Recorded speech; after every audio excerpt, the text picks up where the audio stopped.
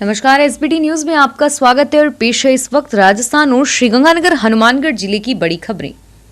नगर विकास न्यास नगर निगम और आवासन मंडल में मौका निरीक्षण रिपोर्ट के नाम पर भवन भूखंड के नाम हस्तांतरण का काम अटकाने वाले कर्मचारी अधिकारियों के खिलाफ विभागीय कार्यवाही की जाएगी। नगरीय विकास एवं आवासन विभाग ने गत 8 जनवरी 2020 को नाम हस्तांतरण के प्रकरणों में प्रक्रिया के सरलीकरण के आदेश दिए थे और इस आदेश के अनुसार मकान या भूखंड का बिना मौका देके नाम हस्तांतरण की प्रक्रिया नियत समय पर पूरी करनी थी। इसके बाद भी राज्य सरकार को कई निकायों में मौका रिपोर्ट के नाम पर काम अटकाने की शिकायतें मिली। आदेश की अवहेलना कर मौके पर जाने वाले और मौके पर भेजने वाले अधिकारी के खिलाफ कार्रवाई की जाए। राजस्थान के 12 लाख से अधिक युवाओं के शिक्षक बनने की आस थोड़ी दूर हो गई है। बीएसटीसी व बीएड डिग्रीधारी युवाओं के अरमान पहले कोरोना तो फिर नियमों और पैटर्न के पेंच में उलझ गए और अब रीट की विज्ञप्ति चुनाव आयोग की आचार संहिता के फेर में फंस गई है और अब इसकी विज्ञप्ति 11 दिसंबर के बाद जारी होने की संभावना है। रीट के जरिए प्रदेश में 31,000 से अधिक शिक्षकों की भर्ती होनी है। राजस्थान के 12 जिलों में 50 निकायों में चल रहे चुनाव के दौरान बागी प्रत्याशियों के रूप में चुनाव लड़ रहे नेताओं मनाने की कोशिश कांग्रेस में शुरू हो गई है। हालांकि कांग्रेस की बागी प्रत्याशियों को मनाने का काम पिछले 5 दिनों से लगातार चल रहा है। स्थानीय कांग्रेस विधायकों के साथ साथ कांग्रेस संगठन से जुड़े नेता सभी लगातार बागियों की मनुहार कर रहे हैं, लेकिन अधिकांश बागी मानने को राजी नहीं है। Director general of analytics and risk management ने फर्जी बिल जारी करके और बोगस इनपुट टैक्स क्रेडिट हासिल करने वाले देश भर की 9,757 फर्म और कारोबारी संस्थाओं की सूची जारी की है। इनके अलावा 3,208 ऐसी फर्म है जिन्होंने फर्जी चालान बनाए और इस सूची को केंद्र और राज्य सरकार के जीएसटी विभागों को भेजकर रिटर्न की बारीकी से जांच करने और निगरानी रखने को कहा है। जीएसटी विभाग ने संबंधित फर्मों और संस्थाओं को नोटिस जारी करने शुरू कर दिए हैं। भीलवाड़ा की ऐसी 55 बोगस फर्में बताई गई है। पिछले 5 महीने से बिना प्रदेश कार्यकारिणी के काम कर रहे प्रदेश कांग्रेस के अध्यक्ष गोविंद सिंह डोटासरा को जल्द ही नई टीम मिल सकती है। खुद पीसीसी चीफ गोविंद सिंह डोटासरा ने भी इसके संकेत दिए हैं। माना जा रहा है कि जनवरी माह में मलमास खत्म होने के बाद प्रदेश कांग्रेस की नई कार्यकारिणी सामने आ सकती है। प्रदेश कांग्रेस की नई कार्यकारिणी के गठन को लेकर कवायद शुरू हो चुकी है और इसे लेकर जल्द ही प्रदेश प्रभारी अजय माकन की अध्यक्षता में पार्टी नेताओं की बैठक भी होने वाली है। राजधानी जयपुर में आज पूरी तरह मौसम साफ रहा और सुबह से ही तेज धूप निकली। धूप निकलने के कारण शहर में लोगों की आवाजाही भी जल्दी शुरू हो गई। मौसम विभाग ने भले ही दिसंबर, जनवरी और फरवरी में इस साल प्रदेश में सामान्य से ज्यादा सर्दी पड़ने की भविष्यवाणी की है, लेकिन आज और कल के आंकड़े इस भविष्यवाणी को झुठला रहे हैं। बाड़मेर में कल दिन का अधिकतम तापमान 34 डिग्री से ऊपर चला गया, जो साल 2003 के बाद दूसरी बार ऐसा हुआ है।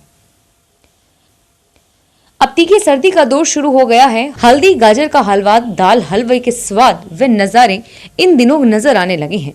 गांवों में सिंधाड़े की सुगंध के साथ बाजरे के स्वादिष्ट व्यंजन थाली की शोभा बन रहे हैं। तिल के व्यंजनों की भी बहार है। सर्दी में तिल का तेल बाजरे की रोटी व खिचड़ी के साथ खूब खाया जाता है। मक्के के ढोकले भी हर घर में बनने लगे हैं।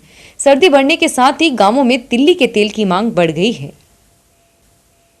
हनुमानगढ़ जिले में बुधवार को पुलिस की स्पेशल टीम और संगरिया थाना पुलिस ने कार्रवाई करते हुए 2.80 क्विंटल साबुत डोडा पदार्थ जब्त किया, जो करीब 14 कट्टों में भरकर ट्रक के जरिए ले जाया जा रहा था और इसके साथ 2 व्यक्तियों को भी गिरफ्तार किया गया और साथ ही दोनों आरोपियों के साथ संलिप्त एक स्थानीय व्यक्ति को भी नामजद किया गया है। और अब खबरें श्रीगंगानगर हनुमानगढ़ जिले की। श्रीगंगानगर जिले के चुनावड़ थाना क्षेत्र के 11 जी गुरुद्वारे विवाद में एक पक्ष ने मंगलवार रात हथियारों के दम पर हमला बोल दिया। एसएचओ परमेश्वर सुथार ने बताया कि हमले के बाद आरोपी गुरुद्वारे से गुरु ग्रंथ के पावन स्वरूप को ले गए। इस दौरान हमलावरों ने सुरक्षा कर्मियों के मोबाइल फोन छीन लिए। सूचना मिलने पर पुलिस ने मौके पर पहुंचकर गुरुद्वारे की सुरक्षा बढ़ाई। अवतार सिंह निवासी 11 जी की रिपोर्ट पर निर्मल सिंह निवासी खरलिया सहित 10 लोगों पर मुकदमा दर्ज किया है और इनमें से 8 लोगों को पुलिस ने राउंड अप भी कर लिया है। और उधर स्थिति पर नियंत्रण रखने के लिए गांव में बीती रात से ही पुलिस प्रशासनिक अधिकारियों ने डेरा डाला हुआ है। घटना की सूचना मिलने पर एसपी सहीराम विश्नोई, चुनावट पुलिस थाना प्रभारी परमेश्वर सुथार, एडीएम सतर्कता अरविंद जाखड़, एसडीएम उमेश सिंह रत्नू, तहसीलदार संजय अग्रवाल, चुनावट के नायब तहसीलदार देवकरण स्वामी भारी पुलिस जाब्ते के साथ पहुंच गए थे और आज सुबह एडीएम अरविंद जाखड़ ने भी घटनास्थल का निरीक्षण किया। और वहीं हमले के बाद सोशल मीडिया पर मौजूद एक वीडियो में तेजेंद्र पाल सिंह टिम्मा कह रहे हैं कि सिख जुझारुओं ने बड़ी जुर्रत और दिलेरी से 11 जी से गुरु ग्रंथ के पावन स्वरूप को तख्त श्री दमदमा साहिब पर सुशोभित कर सिख विरोधी ताकतों को बताया है कि अकाल तख्त का हुक्म हमारे लिए इलाही हुक्म है। श्रीगंगानगर के चुनावट थाना क्षेत्र में मंगलवार रात झगड़ रहे नशेड़ियों ने समझाने आई महिला को धक्का मारा और सिर में चोट लगने से उसकी मौत हो गई। पुलिस ने आरोपी दीपू नायक इंद्रदास को राउंड अप कर लिया। मृतका विद्या देवी पत्नी महेंद्र सिंह थी। एसएचओ परमेश्वर सुथार ने बताया कि महेंद्र सिंह की रिपोर्ट पर मुकदमा दर्ज किया गया है। राजस्थान प्रदेश प्रदेशाध्यक्ष गोविंद सिंह डोटासरा के पार्टी पदाधिकारियों तथा जिलाध्यक्षों की नियुक्ति शीघ्र कर देने के ऐलान से श्रीगंगानगर में कांग्रेस जिलाध्यक्ष पद की चर्चा शुरू हो गई है।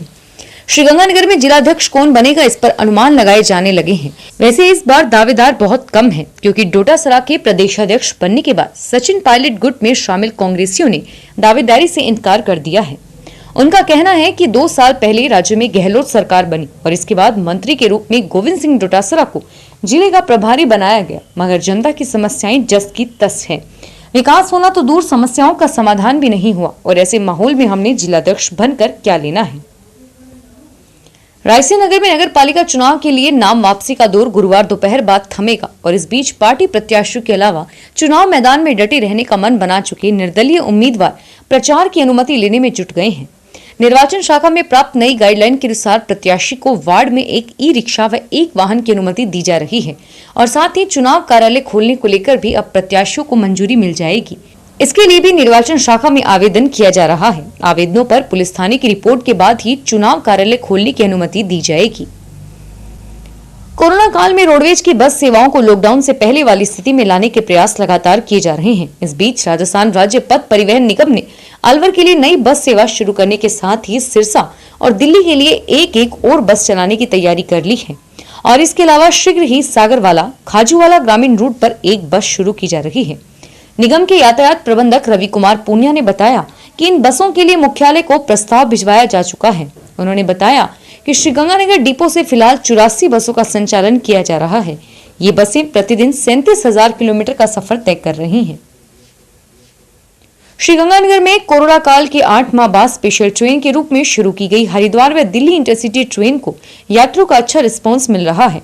यदि पूरे रूट के दौरान ऐसा ही रिस्पांस मिलता रहा तो इन दोनों गाड़ियों के स्थायी होने की उम्मीद बढ़ जाएगी। रेलवे सूत्रों के अनुसार आज सवेरे 4:20 पर हरिद्वार इंटरसिटी में 262 यात्री रवाना हुए और इसी तरह सुबह 5:55 बजे दिल्ली इंटरसिटी में 523 यात्रियों ने सफर शुरू किया और इससे रेलवे को करीब 2,60,000 रुपए राजस्व की प्राप्ति हुई है। डेंगू और कई अन्य रोगों में प्रतिरोधक क्षमता बढ़ाने वाले फल कीवी की बम्पर आवक से इसके दाम काफी कम हो गए हैं। आमतौर पर चमचमाती विदेशी पैकिंग में 40 से 50 रुपए प्रति नग अथवा इससे भी अधिक में बिकने वाला यह फल अब बाजार में ठेलों पर ढेरी के रूप में बिकने लगा है और इसका कारण इस बार ईरान से कीवी फल की बम्पर आवक होना बताया जा रहा है। फल विक्रेताओं के अनुसार ज्यादातर कीवी की आपूर्ति यूरोपीय और ऑस्ट्रेलियन महाद्वीप के देशों से होती है, मगर पिछले कुछ वर्षों में इसमें बदलाव हुआ है। अब ईरान से भी कीवी की आपूर्ति होने लगी और पहले आपूर्ति करने वाले देशों की तुलना में ईरान नजदीक है। इस कारण भी भाव में कमी आ रही है। स्थानीय फल सब्जी मंडी में दिल्ली के रास्ते आ रही इन कीवी इन दिनों 8 से 10 रुपए प्रति नग मिल रही है और कुछ दिन पहले तक ऑस्ट्रेलिया और न्यूजीलैंड से आने वाली कीवी 50 रुपए प्रति नग से ऊपर बोली जा रही थी और यह भी अब मांग करने से 20-30 रुपए प्रति नग मिल रही है। फिलहाल इस बुलेटिन में इतना ही और फिर हाजिर होंगे तमाम बड़ी खबरों के साथ। एसबीटी न्यूज के वीडियो देखने के लिए हमारे चैनल को सब्सक्राइब करें और नोटिफिकेशन पाने के लिए बेल आइकन पर क्लिक करें। धन्यवाद।